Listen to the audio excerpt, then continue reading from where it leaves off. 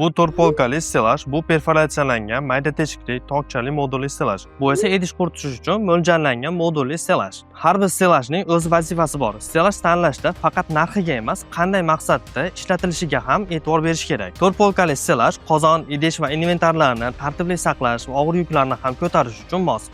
Bu stelajni barcha oshxona, restoranlarga, undan tashqari oziq-ovqat skladlariga ham ko'p ishlatiladi. Perfilyatsiyalangan polkali modulli stelaj havo yaxshi aylanishi talab qilinadigan mahsulotlar va jihozlar uchun. Idish quritish stelaji yuvilgan idishlarni suv tezroq oqib, gigiyenik va tez quritish uchun ishlatiladi.